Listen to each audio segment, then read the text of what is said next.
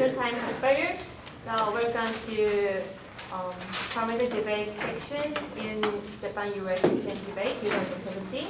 So we have opening government, Prime Minister Daiki and Lucas. On opening operation we have Tomi and Ayano. Including government we have Fu and Arai.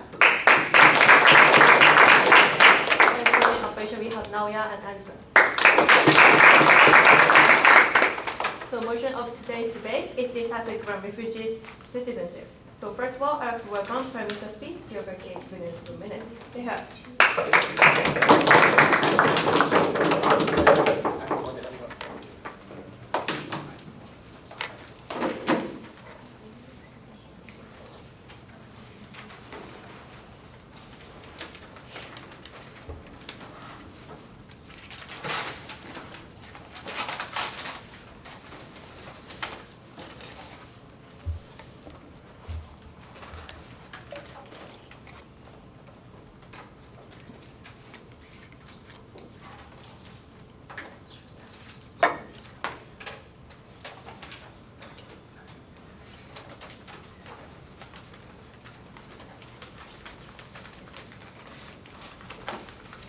Thank you, Madam Speaker.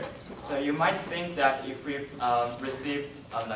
if we grant refugees citizenship, then they will commit a crime in that country and they will make the society dangerous. However, we believe that in our paradigm we can protect security of citizens in a much better way, and also the human right of refugees can uniquely be protected in our paradigm. So that's why we are very proud to propose this motion. So I have two arguments. So firstly, I will talk about how we can protect refugees' life if we take this plan. And secondly, I will talk about why we can protect security of citizens in a better way in our paradigm. So, but before that, I will set up a model of this motion. So before we grant refugees citizenship, we have to receive it. So we will check, we will check, if possible, we will check their criminal records to make sure that they are not criminal. Yeah. So moving on to my first argument about how much refugees are suffering in the status quo and how that will improve after taking this plan. To clarify. So, yes. So you're saying that your only standard is to check the criminal record. So about how many people are you letting into, I assume, the country of Japan per year? It's 10,000. Yeah, I will not mention about exact the number, but yeah, we just grant them the citizenship. Yeah. So first about how much the life of refugees can be improved after taking this plan. So in the status quo, refugees do not have citizenship. So it means that they do not have access to schools or hospitals or that kind of public service. So it is, and also since they do not have citizenship, it's very hard for them to get a job. So in that case, they cannot earn enough money to support their life. So they will continue to suffer from poverty even if they move to other country. Then, even if they suffer from disease, because of the poverty, they do not have enough money to go to hospital, and they are not allowed to use welfare system. So they will face many difficulties if they go to other country as a refugee. However, after taking this plan, and since they have citizenship, then they have access to school or hospital or public service. So we believe that, for example, children of refugees will be well educated in that country. In that case, they have much more possibility to get a good job, and if they can earn enough money to support their family, then they do not have to suffer from poverty anymore. So that's how the life of refugees will be improved after taking this plan. So secondly, I will talk about why we can protect security of citizens in a better way in our paradigm. So the opposition side might argue that if we grant refugees citizenship, then they will commit a crime and the society will be unsafe. However, so I will explain why the situation will be better for two reasons. So firstly, so why do refugees commit a crime in the first place? It's because they cannot earn enough money to sustain, support their life, and they have to rob something to eat or rob something to drink in order to survive. And also, since they are under great stress, they will kill people, or they will commit a crime in order to release their stress. But however, after taking this plan, the refugees will it's much easier for refugees to get a job, and they can support their life, so they do not have to commit a crime to survive. So, and the second reason is that some refugees come from regions where they have conflict, and also so for example, some refugees come from a country where ISIS are active. So if we do not have, if we don't accept them as a refugees, then we have much more potential members for ISIS. So it means that it is if the refugees join the ISIS, then it will be much more difficult for us to control them and weaken the power of ISIS. However, if we take this plan, then we can the potential member for ISIS will decrease, and that means the strength of ISIS will also weaken. So we can have so the security of the country will be protected.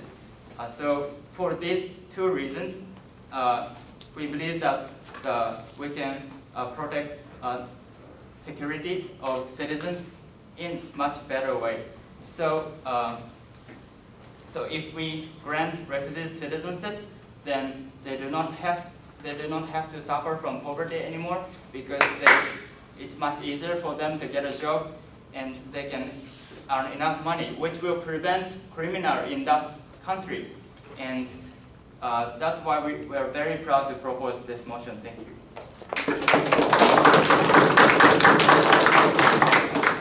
Thank you for your remarks. Next, I'd like to welcome leader of opposition to open case within 7 minutes. Kephart.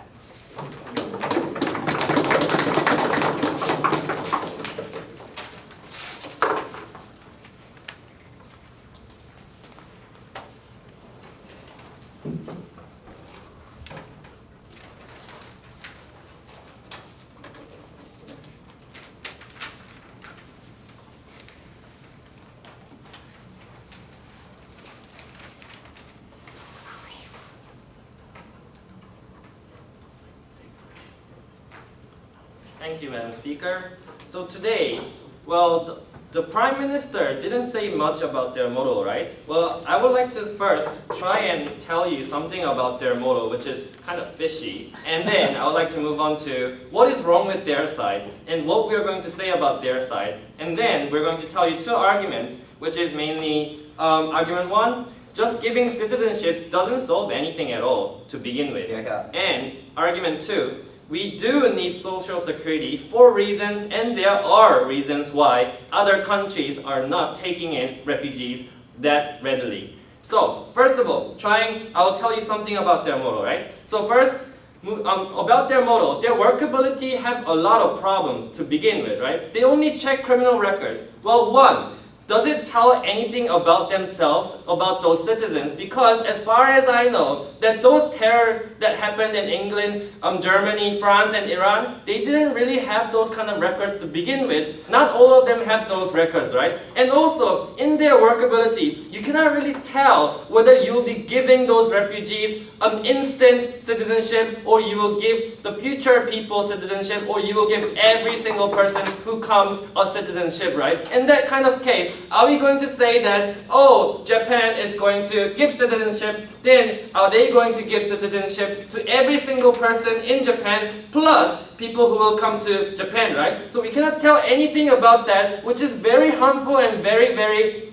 dangerous for Japan to begin with. And that is why I want to say very clearly, today's debate is not only about refugees, that it is about the citizens living in that certain country, and it is about the sustainability of that country, and finally, refugees, right? So refugees cannot come first because the sustainability and the citizens are more important for the country, and that is why we simply oppose this motion. So moving on to the rebuttal quickly, they said something like this, right? Much easier to get a job. They have a better chance. But what they didn't prove to you at all is how much will they get those kind of chances, right? I will try to integrate this rebuttal in my first argument. So, moving on, my first argument is that just giving citizenship doesn't solve anything at all, right? So what do I mean by that? In the short term, at the very least, government need more taxes for those people who are going to be a citizen, whether they will be getting the citizenship instantly or not, right? And for those who will be getting it in the future. In that kind of case, where will the tax come from? Obviously from the people who are already working very, very hard, the normal citizens, the ordinary citizens, right? But we all know that the tax is limited. In that kind of case, what will happen? Obviously, there are going to be less tax provided for ordinary citizens on average, and that includes things like welfare or transportation or those kind of public services that ordinary people who have the legitimate right to get one, they will be receiving less and less, as far as I can tell. So, no thank you. And about the unemployment part, I want to say that if refugees come without a job, then they're just gonna be another unemployed, who just take public welfare, who just take those kind of hospital or medicine kind of care or something like that, just those kind of welfare, they'll get it for free, right? In that kind of case, can we simply say that just even though they have no contribution on those taxes, even though that they're just eating up those taxes coming from those people who worked very, very hard, can we try and justify those kind of things just because they are refugees? We cannot really accept the fact that they can just simply become a citizen in one day, and they can just take away some ordinary people's tax and those kind of benefits, right?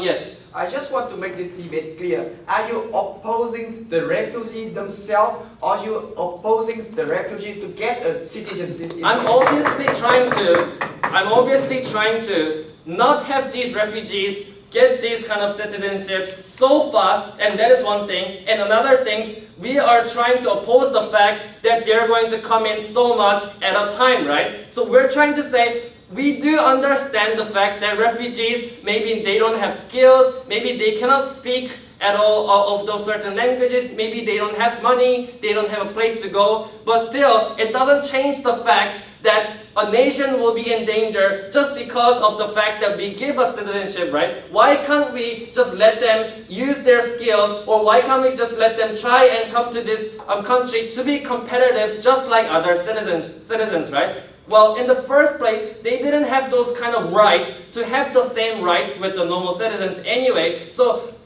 the government side obviously need to somehow justify the fact that these refugees need to have the same rights as the ordinary citizens that already existed, and they have to somehow solve the problem of these tax problems and unemployed problems that already exist in the current status quo. That unless this problem is solved, the government is obviously going to be in trouble, and then we cannot really see much of our future, right? So moving on to the second argument about social security, we believe that already in the current status quo, like I mentioned, many countries are suffering from terrorism, right? And even without those terrorism, many people in many countries in EU already suffering from flooding in those refugee camps. Those refugees who doesn't have anything to eat, who doesn't have a job, they are just occupying those spaces where they cannot find themselves a place to go anyway. In that kind of case where the government doesn't have any plan at the moment,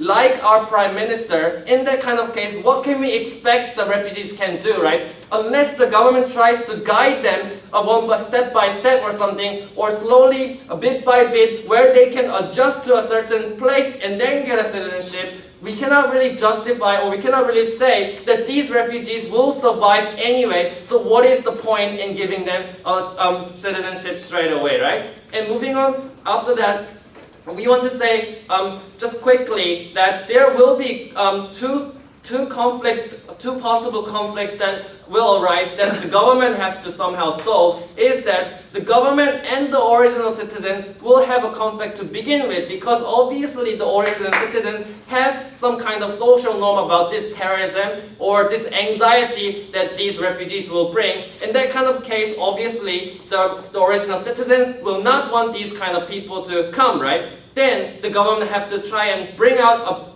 a feasible solution to this, otherwise they will not stand in this debate. Thank you. Thank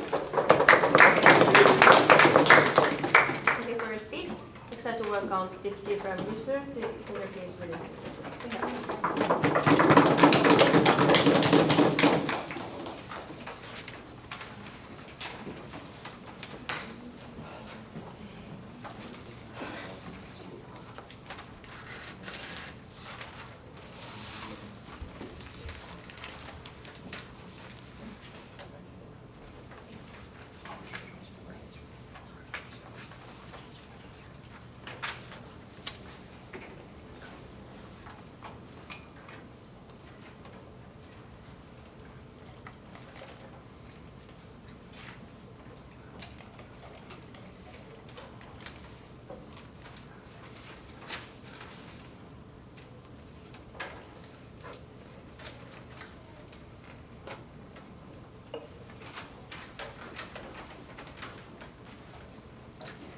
Thank you, Madam Speaker, ladies and gentlemen in this House. So, in this debate, we believe, as both the government and the opposition, we believe we're talking about that because we're in the presumption that all those refugees, they're already coming to our country, and then we're talking about whether or not to give them a citizenship or not. That's why we believe the government side has already failed, because they misunderstood the context we're going to talk about. And then I'd like to make an analogy before I start my argument, which is, would you like to have a friend sleep over for one night or 2 nights because they're homeless or temporarily, and then we take them in and then sleep over. We help them through the difficulties, and then they can go back home. They can go back home and they can live a better life. So as in this sense, we believe taking refugees in is a social responsibilities of those developed countries or richer countries to help those refugees. And we believe some of them will go back to our country, and some of them will become a rightful or decent citizen of our country, which will contribute to our society in terms of financial, economic, and culture, and maybe politics, because we have new blood in our countries. So, with that being said, I would like to point out some. First, I'd like to make some rebuttals concerning the government speech, and then I'd like to reconstruct our model, and then I'd like to talk about 2 things, which is about the first security issue, and then I'd like to tell you about why it is good both to the citizens already the citizens in our country, and the refugees, and to our country generally. So first about, I'd like to clarify, I have some rebuttals to make. The first is about that they're talking about that if we give them such kind of like citizenship, they will still harm because of there's a security problem. But as I just mentioned, we have in this debate the presumption currently that they are already they are already in our country, and we are facing like two options. Should we give them the citizenship or not? In this sense, we believe giving them a citizenship is better, and I'll tell you why in my later speech. And also, they talk about like the EU, like we have like huge many refugee camps, and this is cause a very huge problem, danger to the society, or the security problem to the society. We believe we can meet this problem, and that is the reason why we're thinking about whether to give them the citizenship, which they can stay here permanently, or if we do not give them, they will have to leave our country someday, right? So we are thinking about a new problem to solve this current situation, and they're only demonizing the refugees in our country now. So that's why again they failed this debate. And also they talk about that they will eat up our tax. Right, because the refugees, they even have a decent job. They have eating up our so-called eating up our tax. But that's why we're going to grant them the citizenship, and then they can be a decent worker of our country. They can be a very huge, powerful workforce of our country, and then our country's economy will be boosted again by those new blood of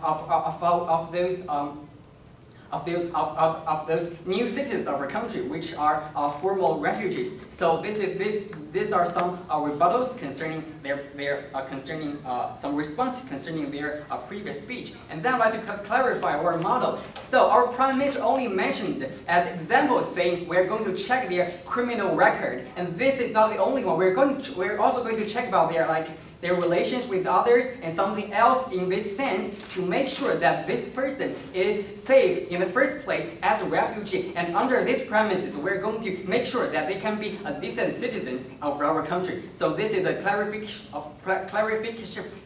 of our model.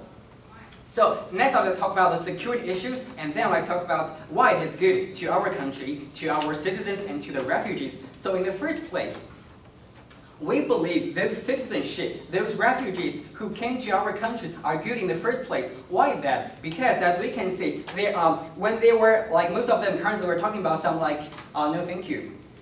Some of them they are in the Middle East. So they are under the oppression or the violent treatment of those ISIS or other dictatorship. And that's why we believe anyone do not want to leave their home country in the first place, and they have no choice. They have to come to a new country to make a new life. They don't have any other choice. That's why they came here. So in the first place, we believe they are all the good people who are under the oppression of those dictatorship or the demo or the ISIS in the first place. So that's why I believe they're good. They're good in the first place. And then first when we talk, as I mentioned just now, so when they come to our country, so they have we have double check.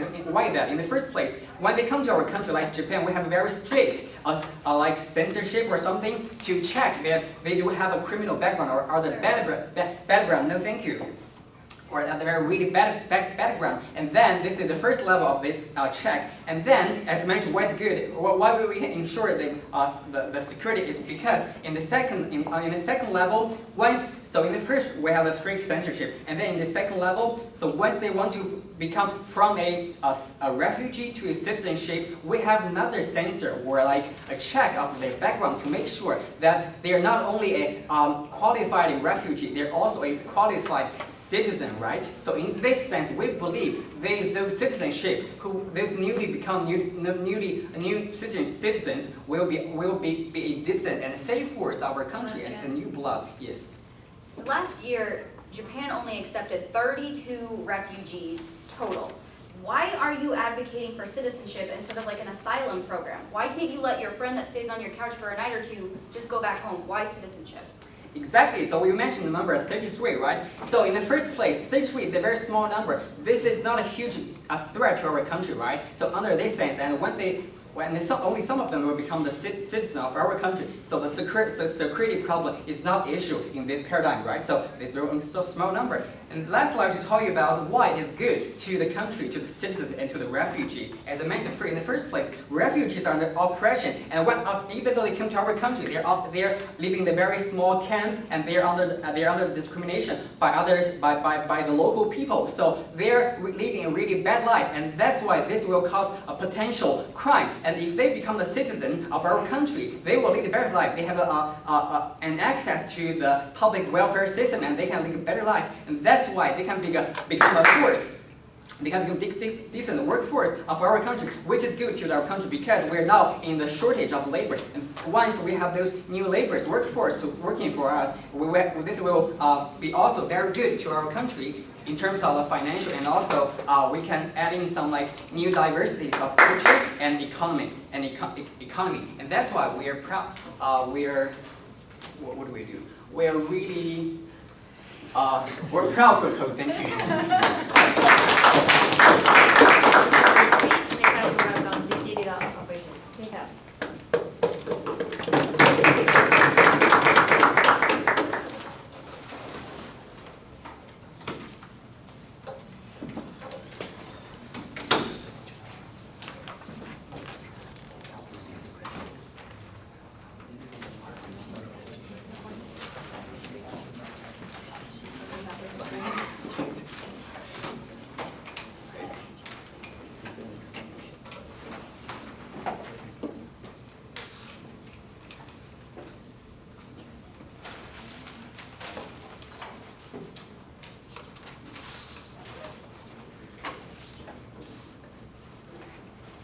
Thank you, speakers.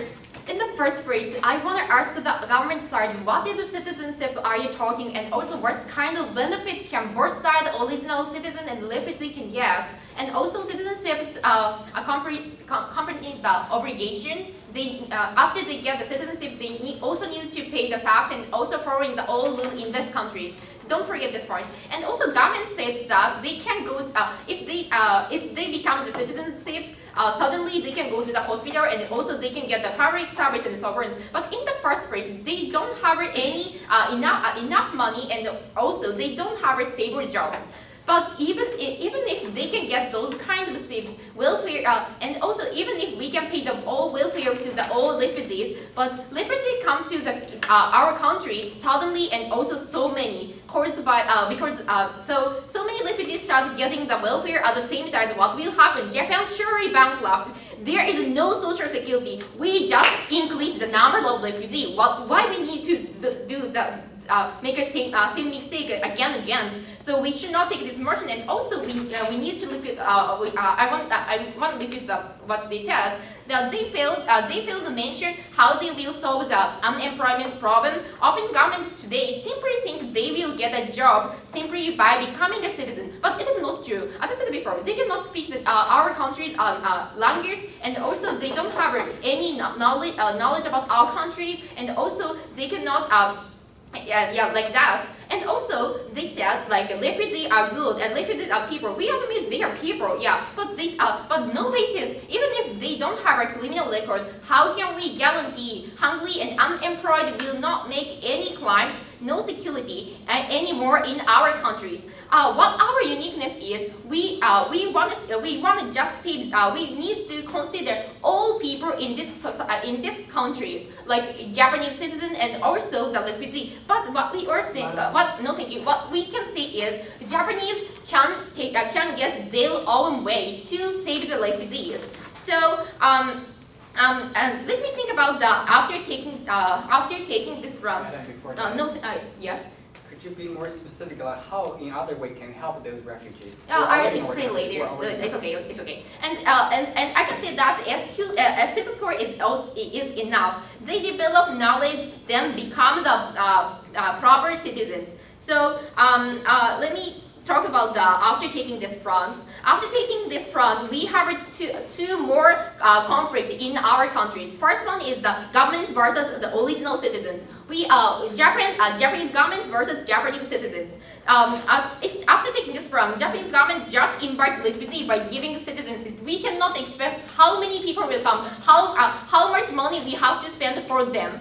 but they just insist that we will invite them by giving the citizenship. And also, we need to think about the Japanese citizen. Now we have an unemployed problem also. Japan pension system looks almost bankrupt, and also a Japanese citizen have to keep paying so much tax. So they have some ease to the Japanese government in the first place, but if we take this motion, their life will be totally changed and become the worst, as I said before. Because they said that if they can get the citizenship, they can get the welfare. It's been like the welfare to the original Japanese citizen will be made a more later one. So, and also we can, if we talk about the Japan, we need to think about the Japanese character also. They're saying that very conservative and also they hesitate to interact with the foreigner in the first place. If we take this motion in those kind of country, what will happen? No, thank you. So, and second conflict is original citizen versus the refugees. Original, as I said before, refugees are also the human, and they are coming to this country with with hopes, like they can get something like that. But if they cannot get some what they expect, or they just become the homeless or something, what will happen? What will happen? We can see those kind of some accident in German in the first place in this cross. I want to compare that which side can keep better which side can keep better social security. In the first place, what is a better social security in our countries? First, people who can live in the country safely and comfortably, and no terrorism and less crimes. Like that, we are aiming those kind of the social security. But today's government opening government shows is what state is very vague. They don't know how many people will come, but they just give them citizenships. People cannot communicate with original citizens, and also so it means like they cannot communicate with original citizen means like making their own community, and they make the distance between the original citizen and also like the refugees.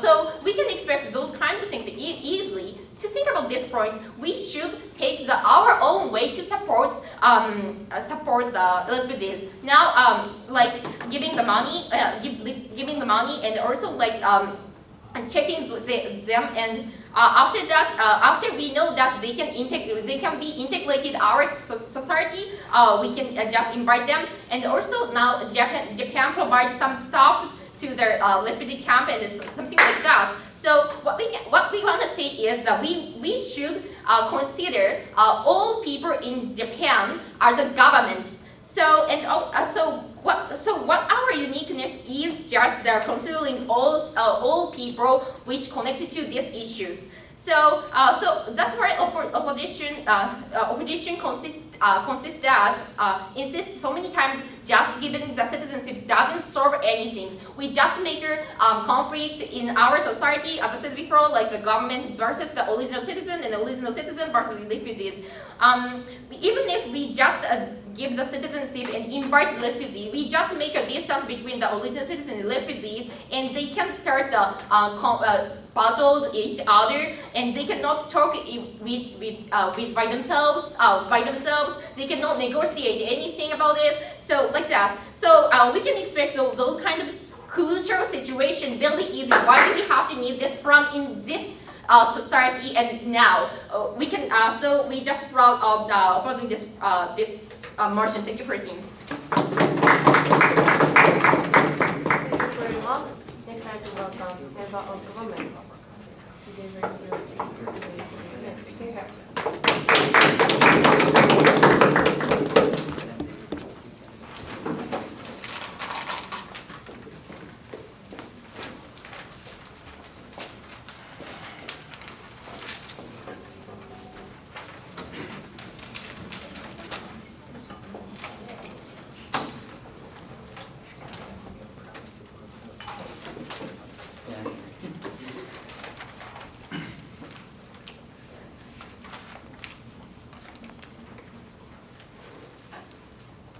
Madam Speaker, despite all the material that the government opening hub bring to you to compare the benefits and the backlash of the refugees, opening hub is already failed to the closing hub. Why is that? Because they failed to answer very two fundamental questions of this debate. One, what exactly is the context of this debate? Two, why the government have the responsibility and have the justifications to give those refugees the citizenship, not to oppose or to accept more refugees in the current situation. This debate is not about whether or not government should accept refugees. So, obviously, closing government gonna win this debate by answering these two questions. But before that, let's take a look at the opening operation size. I have two individual rebuttals. Other will be integrated in my speech. Number one, the leader of operations said in his speech that just because of they come to your countries, because they are involuntarily come to your countries, they cannot receive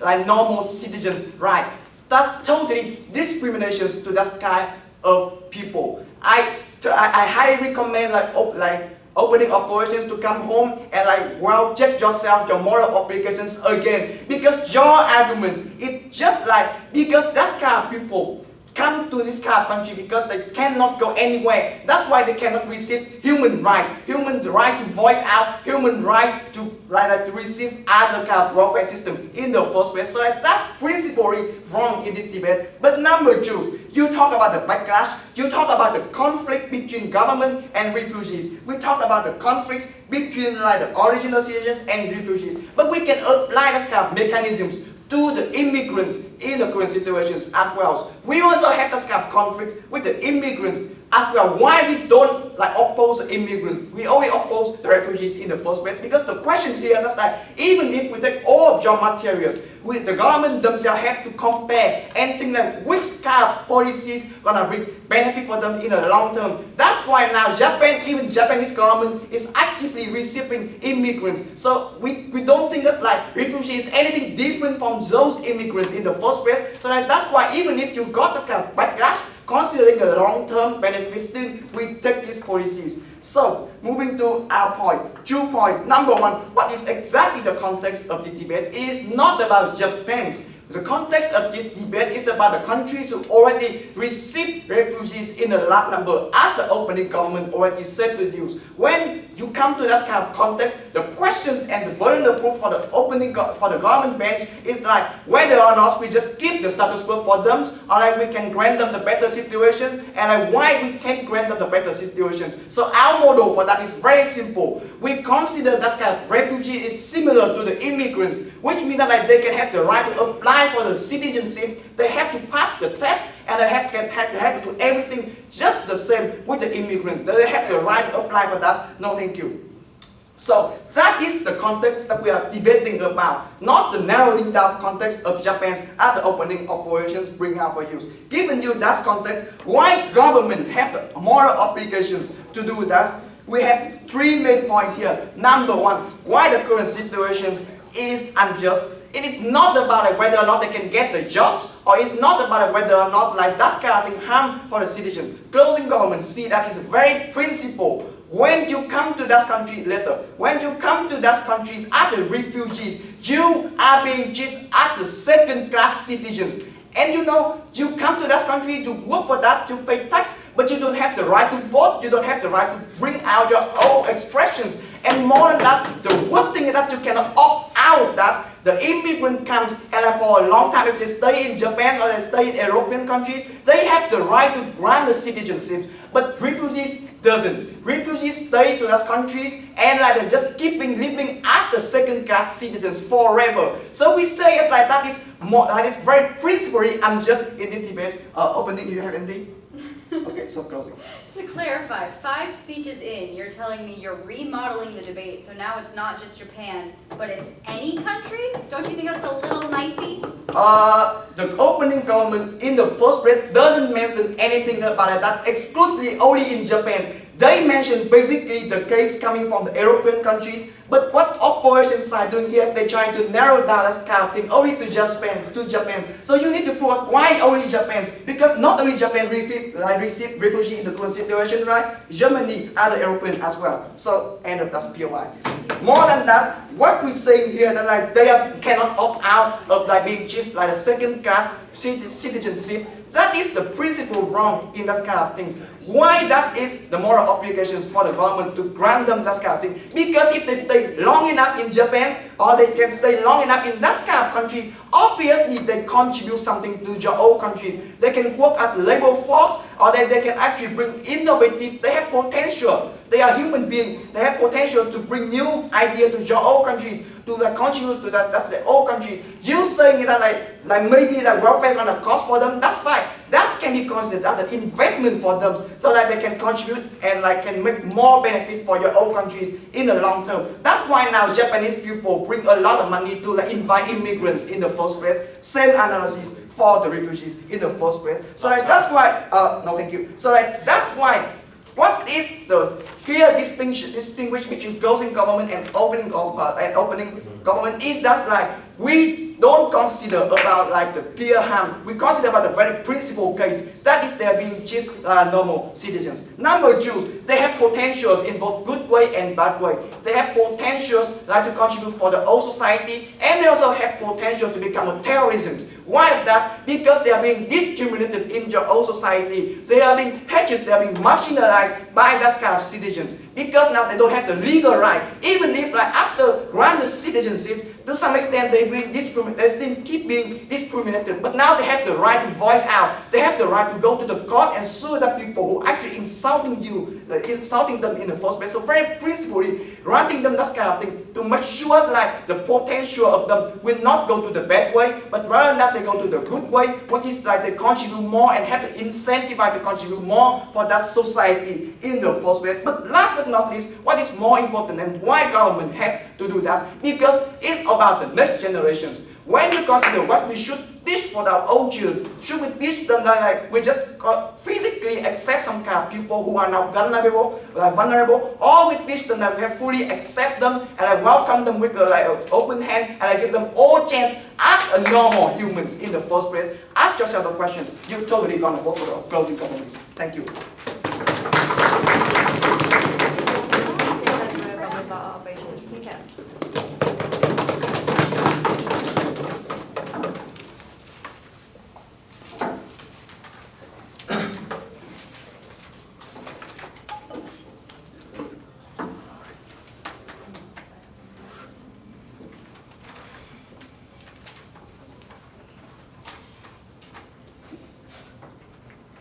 Ladies and gentlemen, the refugee is not immigrant, right? Refugee is something should be protected as government. Refugee should be provided with something minimum standard of living, right?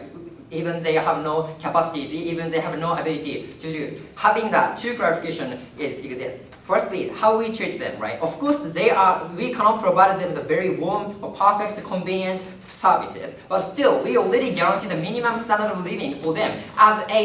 Some people should be protected as refugee, right? In having that, we think the status quo problem provided by the opening government doesn't exist in the first place. Secondly, who is the exclusive actor? Of course, the exclusive actor is the refugee who are not capable to speak languages or access to the services. Because if they are capable, they already pass the test, pass the original test, and they can get the very citizenship by their own. That is to say, the exclusive actors should be the people who are not capable to access the very languages, education, or services. And having that, we think that giving the citizenship for them is rather counterproductive. And as a state, we should not this kind of the granting should not be justified. From the closing opposition extension is this motion will be harmful even for the refugee. That is a very clear extension. But before we move on, simple revert towards the whole of the government side. Firstly, the opening government talking about they can citizenship and they can have access to the school and they can opt out from the poverty, right? Kind of things. But this is not true because as I have said, they are not capable to know about or understand education, right? They can go to the school maybe, but they cannot understand what teachers are saying or those kind of things, right? They will never opt out of poverty. They will never be the citizen in literally, right? Secondly, they said more crime will be lessened because of the citizenship, but this is not true, right? Because in the status quo, they are refugees. Some people should be protected. In that cases, if they commit a crime, the social stigma on them or some social criticism on them can happen. And after that, some many nations or government decided we will not accept the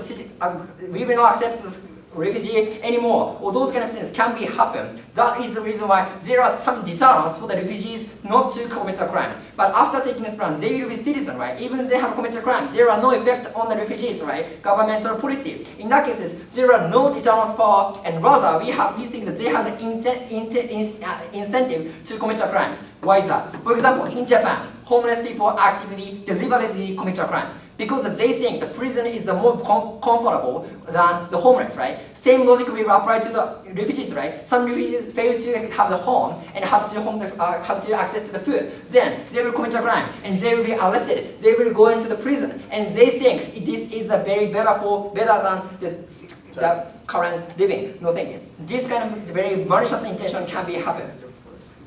Secondly, about the closing opposition. This is not only closing opposition. The closing opposition and opening opposition said we will enforce a test or checking system. But we think this could benefit of their side of the house, because they said this motion is very necessary for the refugee people, very basically important for the refugee people. But at the same time, they said some people cannot access to these systems because they will check, they will test, they enforce a test. That is to say, they will implicitly consider this benefit is not so important. Even some people cannot access to this benefit. This is not so much. It's okay for them, right? That is very committing suicide, right? Secondly, the previous speaker has said terrorism is happening in the status quo because of the discrimination. Assumption of this argumentation, after taking this plan, discrimination cannot be happen. But look at the very example, right? For example, Germany, French, or England, right? There are many discrimination that's occurring in everywhere on the refugees. In that cases, I can't understand why after taking this plan, discrimination is magically removed and many people will not go into church and all kind of things, right? That kind of things should be explained. Go. They will be discriminated anyway because they are already refugees. Do we have any other better plan to make sure that they won't be discriminated against in current situation as a refugee? Thank you. Okay, this kind of utopia doesn't happen. This is a very argumentation from outside the house. Extension from the outside the house, this motion will be very refugees harm. And moreover, this is the only excuse of the government to throw out the obligation to protect the refugees. That is a very important extension. Mr. Speaker, the refugee is some people regarded should be protected without any kind of the ability or for free. But we have to notice that regarding citizenship, that is to say, they already citizens, they no longer refugees. Just equally, they no longer target of the protection of the government. In that cases, we think they only abandon the obligation to protect the citizenship by using the very clean word of citizenship, right? But this is very bad thing. Because why is that? Because even they get the citizenship, it doesn't mean they can be the citizen literally. Because as I have said, many people are not capable to access to the education. Many people cannot access to the very services because they cannot understand some languages. Because some people cannot listening to what the very public servants are saying, right? This kind of problem does exist. That is to say, even some people regarded the citizenship itself, it automatically doesn't mean they can access the whole of services or those kind of things. And moreover, considering this, we think status quo is very better than that kind of situation. Because in the status quo, of course, we cannot provide the very, very comfortable situation, but still we provide the very basic things. For example, camp, for example, food, for example, clothes, right? These kind of things are provided in the status quo. But what we will have after taking this plan is even some refugees say, sorry, I don't have money or I don't have house. Many governments say, hey, you are no longer refugees, right? You have citizens. You have to get those kind of things by their own, right? You have to go to the public servants. You have to access to the service by their own. These kind of things, this kind of situation will happen, and government support is no longer free for them. That is the reason why this is very problematic. They only throw us an obligation to protect the refugees by using the clean word or citizenship. And the second problem is like social disparity or kind of things, right? After taking this plan, of course, the many refugees who are not capable going to the society. In that cases, unfortunately, some people have the very bad images on them, or some people think they are very we are not same as me, or those kind of things, right? Having that, if we regard them as a refugee, still that kind of thing doesn't happen. But at the moment we regard them as a citizenship, the same citizen or other nations will have the very bad images, unfortunately, on them, and that leads to the very social disparity on them. Having that, what we are saying is status quo is not perfect, but still very good thing for not only for the citizens but also for the refugees. They only throw us the very important obligation to protect the refugees by using citizenship. For this reason, this right should not be regarded. Thank you. Thank you very much. Next, Allison, welcome to the script. Go ahead.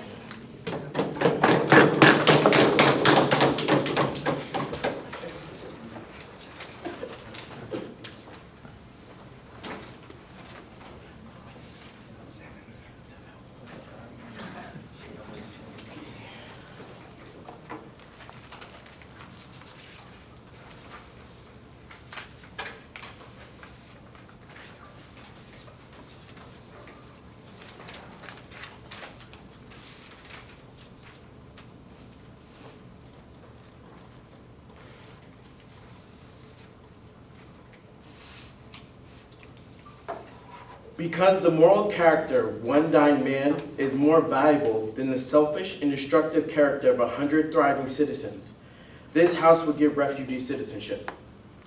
When making a decision in today's debate, you should question the moral compass of the opposition and ask where their fear of those in need will take Japan. Think of the rhetoric they have used, of criminals, of worthless, of not good enough, and ask yourself which side of the House makes the ethical decision in today's debate. The role of the government is to make practical and principled decisions that lead the nation down the road to justice. But justice does not care about where you were born, but it does question how we live. The life the government, our side of the House, has planned for Japan is one based on legal rights for those with no place to go and no place to return to. But think about the vitriol, the rhetoric that you've heard, the kind of conservative forces at work here that are being okay with a group of second-class citizens living amongst Japanese people. The fact that that kind of conservatism is what has killed the Japanese economy, what has stopped you from competing around the world, the same thing that stopped America from competing around the world, from innovating, from pushing Japan forward. Now, that might be, an interesting nuance, right? It might seem like it's essentializing what they've said, but think about it. They haven't debated the paperwork you give to immigrants, that you give to refugees. They've literally debated the refugees themselves. They've told you that those people are not valuable, they're not important, they're not good, and never have the chance to be. Now, the government has two defenses of why the paperwork you give to refugees is valuable and should be citizenship. The first, principled, the second, pragmatic. The first one is second-class citizenship. People that, sir? The second one will be innovation, but I hear dissent. On that ethics and justice, prove why being unemployed and being hungry is better than eating 3 meals per day in jail. I have no idea why refugees automatically go to jail, and I have no idea why they would increase the crime rate. This is the conservatism that has distracted you inside opposition from doing what is right. Now, on to second-class citizenship and then to innovation. First, second-class citizenship is not good, and it is disappointing that Team Opposition's justification for rejecting refugees is because they will never be good enough, not because they have actually ever done anything. Their solution to crime, which we've heard in their speeches, is to turn their back on people because they might, maybe, possibly, one day become criminals. Their solution to a lack of education is to deny refugees the legal right to make the government acknowledge a growing population without access to education. But we've heard maybe asylum, but we've heard, oh, they're going to let everyone in. But we've heard everything except for one straightforward argument about why refugees are actually bad, why refugees getting citizenship is harmful. But the thing you did hear is that they want their tax money. They want them to do cheap labor. They want them to continue in these trainee programs that are here in Japan that are the same thing as slavery. Now, taxation, no representation, and calling them dirty, criminal, crime rate increasing, bad forces. This sounds very familiar. Now, we talked about this a couple times today, but I think this is really an opening to the window of the moral character of team opposition, right? And it sounds kind of like who I did not vote for, but our president, Donald Trump. Now, I wonder if you gave them a Twitter what they would say. Because we've only been here for an hour and they've said quite a lot. The second thing that's important is innovation. Now, you've heard from us about what the value of people are, the value of introducing new people into the Japanese economy, the value of ideas, of competition, right? Japan can innovate past the problem of terrorism, which we have not actually heard them respond to. Now, it's not just Japan. Now, we have explained to you that although we think that there's a very good reason why Japan should give citizenship, today's defense, the motion that this House would defend is a global one. Because ethics, again, does not care about where you are born, but it does care about where you live. We consider all lives equally valuable, not based on some random hierarchy, not based on some predetermined notions of what we think about people before we even meet them. There are plenty of places around the world where it is really important to stop creating anti-American, anti-European, fill-in-the-blank sentiment. Because we say that they're unwashed or they're huddled masses are all of the things you've heard today. What can solve that, however, is bringing people into the fold of inclusiveness, of inclusion, of an ethic of care that only this side of the House has provided you a framework for today. Now, we think terrorism comes from a world where you treat people like this. Right? The terrorist attacks in London, the terrorist attacks in France, the terrorist attacks in America. What do these three places have in common? If you go to France, they have a term for inside and outside the walls. Guess who lives in the walls? Guess who lives outside? If you go to school in France, or you go to school in London, you won't see any brown women or any other women with a hijab. Because not only do the police beat most of them up, they also tell them you are not welcome unless you live a certain life. This is a global phenomenon, right? Not only principally, right, do we have an ethical framework that resolves that, but practically, we have explained to you the way forward for Japan. Now, I don't want you to think that this is just about justice. You should remember the need for innovation, the need to include more people, not just for their tax money, but because you find them valuable as human beings themselves. There's nothing really to say other than I'll wait for your next tweet.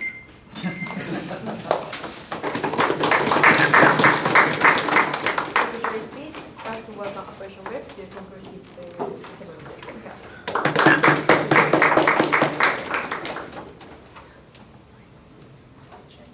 I'm very thankful for the opportunity to follow Eli in today's debate because I think he makes a very strong rhetorical move, which in many ways strawmans every argument we hear out of our side. We are not here today to tell you to ignore those in need. We're here today to tell you to listen to those in need. And we believe that when we look at refugees specifically, they would be more harmed by citizenship than receiving other aid or asylum in other countries. So we're going to break that down very slowly by asking 3 questions in order to summarize today's debate. The first of which is why citizenship? Because it's critical to understanding today's motion and understanding what needs we are able to meet and how we inadvertently harm others through our actions by a lack of understanding. 2, who best solves for security? This is referring to both the security of the individual nation and the security of those who we choose to let into the nation. Finally, 3, what do refugees want? This is a direct answer to Eli's call to be ethical, to choose not to ignore individuals. But what we say is, if you want to truly look at an individual, it shouldn't matter where they're born.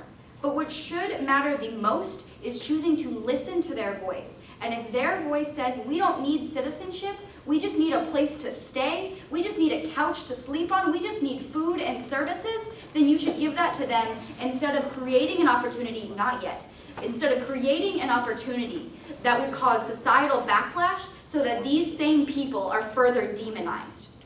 We want to help them, and this is going to be best accomplished on this side of the house. I'll let you know when. So, why citizenship? First, we want to give a little bit of love to our top half because we think the top half did a great job showing you the pragmatic or the practical side of today's debate.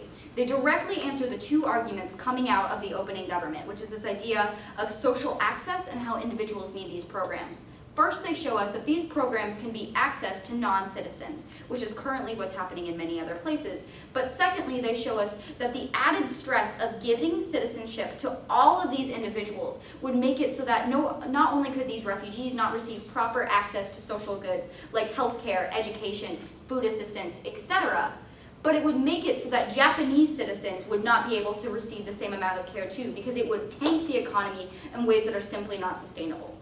Though this is a consequentialist argument, it's rooted in ethics, it's rooted in the obligation that a government has to care for all of those who claim to be citizens. We could see everyone being let down through this policy. But secondly, we learn this idea of how we should be pragmatic or practical about ideas how to lower rates of terrorism, how to lower rates of ISIS recruits.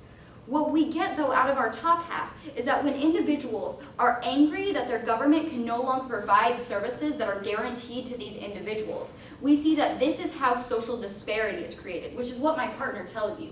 This social disparity, when individuals are put in and become essentially second-class citizens because there's not a sustainable way for their government to care, this is detrimental in today's debate because this is when people get angry. This is where we can look at populations like Sweden, which has let in such a large amount of immigrants that they, one, cannot help the immigrants learn the language, so they never interact with the Swedish population, but two, these people are living in slums because they can no longer be afforded the same rights as other citizens.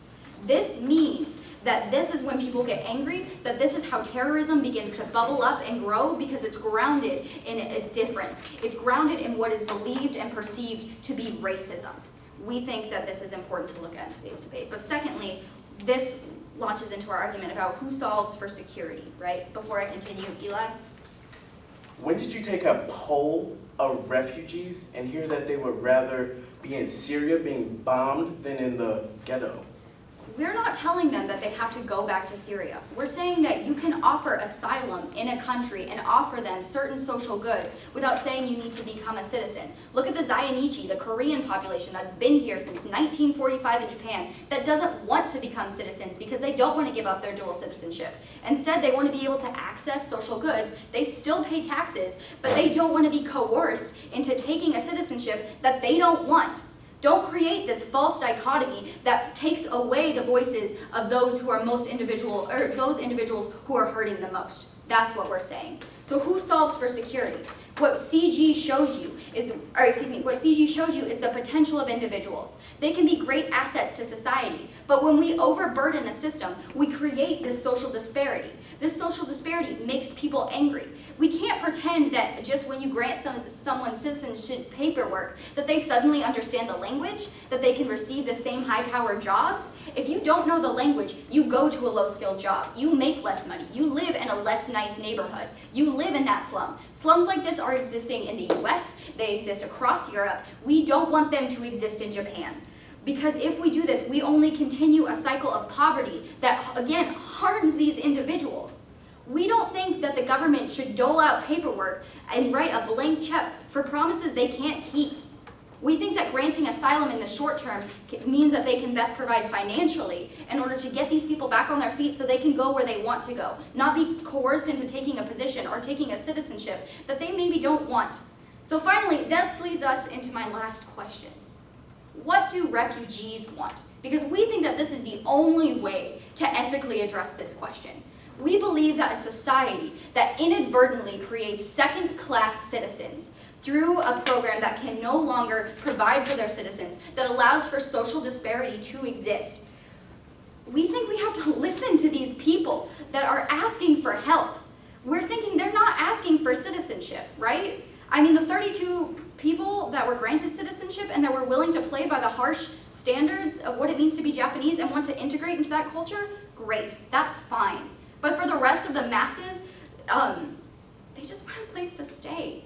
If you want to say that this house only exists in Japan, fine. We have shown you up and down the bench how citizenship in Japan would inadvertently hurt these people. If you want to say it's the entire world, fine. Our logic still applies. At the end of the day, honorable chair and members of the audience, what have I told you? I've told you the only way to ethically engage with refugees is to listen to them and to give them what they want. At the end of the day, citizenship is not necessarily what they want. Should we turn away the huddled masses? No. But should we make sure that the governments can, one, care individually for their people first and foremost, two, extend that same offer to refugees? Hell yes. Thank you so much.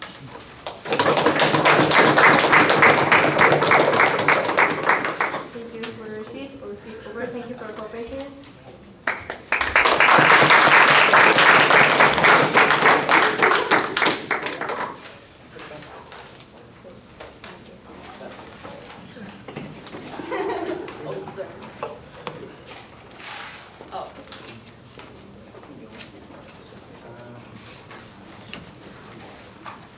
I feel like before I say anything, I should stand up here and look at my paper for a really long time.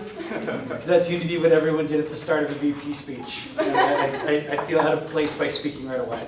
I thought this was an excellent debate, and one of the things I'd like to focus on today are 3 things that I think, in particular in this format, become important if you want to be a successful VP debater, but that can also translate into other formats. So regardless of which type of debate you do, I'd like to give some comments that can help in all formats.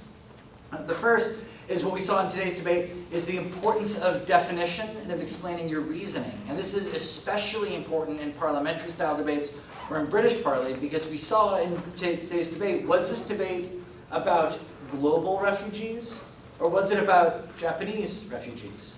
What does it mean to apply for citizenship? These are things that were defined at some points in the debate, but not at other points in the debate. And you could see the places where it both created confusion when folks were unsure what we were debating about, but also created some really good clash when those definitions were clear and we knew what the debate was about.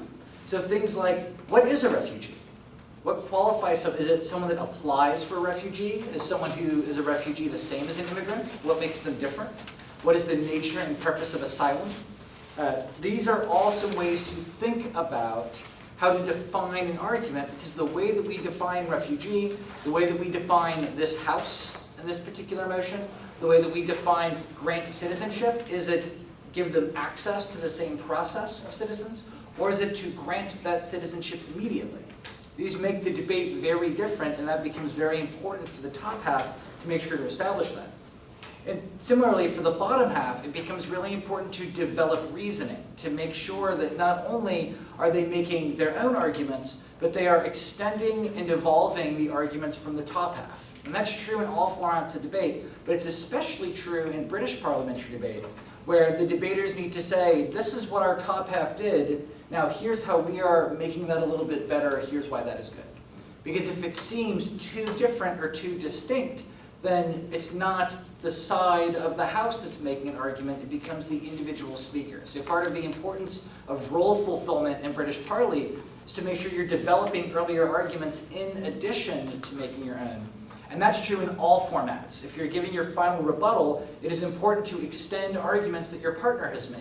That it's not your own individual speech that you're making, but you're as part of a team. So we saw the importance of that in the debate, that I thought was both done very well by both sides, and both sides could have improved. The second thing that I think is very important is the importance of a weighing mechanism. That there were a lot of different arguments in this debate. So what becomes really important, what I tell my debaters is I say, never let the audience think for themselves. And what I mean by that is, if you let the audience decide what's important, they might agree with you, or they might not. Right? So you're taking a risk in saying, is the thing that I think is important the same thing the audience thinks is important? And what becomes important in debate is to say, there might be a lot of things we all agree on. Which one is the most important for this particular motion? And And so we might all agree, for example, that helping people is really important, that we have an ethical obligation to help people. We might also agree that the government has an obligation to its citizens. When those two things come into conflict, how do we resolve those, for example? So in this debate, we saw a couple of weighing mechanisms. We saw what is more important, principled arguments or pragmatic arguments. And you saw that both sides in their final whip speeches actually said we can do both. But one side focused more on principled arguments, one side focused more on pragmatic arguments. And one weighing mechanism that they both did, you'll notice, is what the government side said, principled arguments are the important ways to make pragmatic arguments, whereas the opposition said pragmatic arguments are the best way to make principled arguments. Right? So that was a good weighing mechanism. That gave you very clear clash in the debate to say which side are we going to decide on. And that's true in all debate formats. You have to tell the judge how to evaluate the debate. You have to say these are the things that are important. Because you might assume they agree with you, and they might, but that doesn't tell them how they compare your arguments to the other side or to the other side of the house. And I thought that was done very well today. The third thing is the importance of points of information. Some folks in this debate were jumping up like their seats were too hot. Like it burned them to stay seated for an entire speech. Whereas other folks stood up once or not at all during the debate. So it becomes very important to rise for points of information, because even if the other side doesn't take them, it reminds the judge that you are still involved in the debate. It helps them see you as a member of the debate. And then once they get answered, a PUI is very important, because in other formats like policy debate, where there's cross-examinations or an HENDA, you use the questions to set up your next speech. In parliamentary debate, you can use the POI to redirect the focus of the current speech. So if you ask a good question, you can force the person answering your question to identify what they think is important about your argument. And that becomes really useful because you can get a preview of their summary speeches. And so if you say, what do you think about this about refugees? And you hear how they answer, then you know your partner needs to address that argument. So you can use the point of information to not only change the argument the speaker is making, but to get a sense of where that debate might develop so your own partner can make a more effective argument.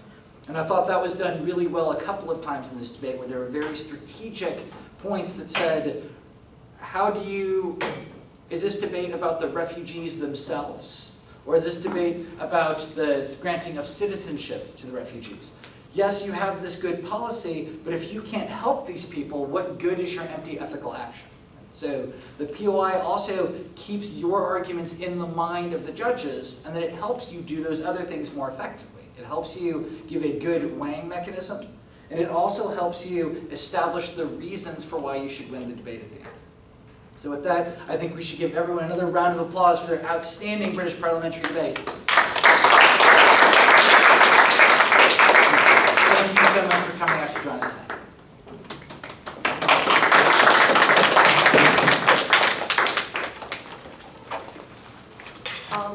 From now, I would like to provide you a piece of sheet and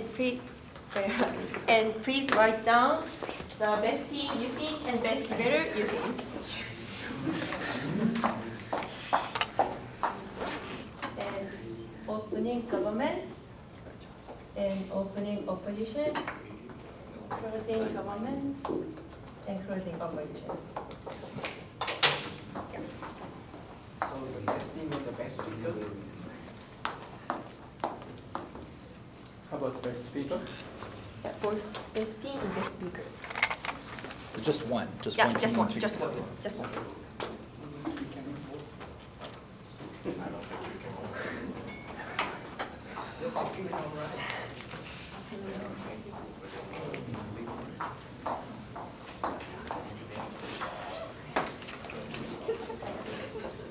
So we're just writing down one team. One team Okay. and one speaker. One So- best speaker. And the speaker doesn't have to be from the team. Yeah. So who overall in the whole debate was the best speaker and which was the best debate? And please proceed to when you get out of this room. Then I will announce the result in the party. Yeah. your name? なんかちょうど4枚余ってるけど書く Write my name.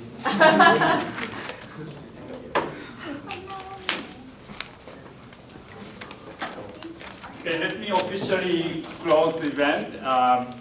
Thank you very much, all of you, and we will go to the party in the Big Orange. If you have not reserved, I think it's okay. You can all join. The students, 500 yen.